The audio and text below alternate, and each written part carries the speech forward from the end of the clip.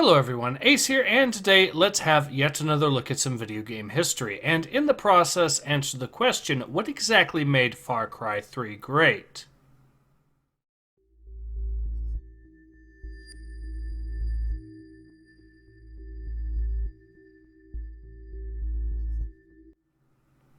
First released all the way back in 2012 as the third main entry of the Far Cry franchise, and spawning a quite memorable standalone expansion in the form of Far Cry 3 Blood Dragon, Far Cry 3 is a true classic and a game that has been so heavily influential that it pretty much determined where Ubisoft's library of games would go for the next decade, for better or worse. Which is a nice way of saying that Ubisoft has effectively tried to rip off their own game ever since. And in fact, this reality applies not just to Ubisoft, but to several other publishers as well, which is very ironic when we look at the first thing that helped make Far Cry 3 great. That being that it took the best elements of the Assassin's Creed franchise and the Elder Scrolls V Skyrim and mixed them together. Yes, you heard that right, one of the main things that made Far Cry 3 great was the fact that it ripped off other franchises. However, there is no denying that the end result was a game that was legitimately fun to play. So much so that Far Cry 3 again became the default template game, as in the game that everyone else was trying to copy, at least when it comes to the AAA market. But that's not to say that Far Cry 3 doesn't stand on its own, it very much does, and for a good reason. And to understand why that is the case, let's move on to the second thing that made Far Cry 3 great. Vaas, the villain who became the poster child for the entire game, who ended up being such a memorable and legendary character that Ubisoft has repeatedly tried to recapture the lightning in the bottle ever since, again for better or worse. That's not to say that Vaas was handled perfectly in the game, but when the only real complaint that most players have, without getting into spoilers, is that there wasn't enough Vaas in Far Cry 3, that's usually a good sign of a well-written and memorable character. So in the end, what we ultimately have with Far Cry 3 is a game that managed to create the default sandbox template that would be used by AAA games ever since, and managed to do so while also having a particularly well-written story, at least as far as one of the main villains is concerned. With this in mind, this has been Ace, and I hope you'll agree when I say that Far Cry 3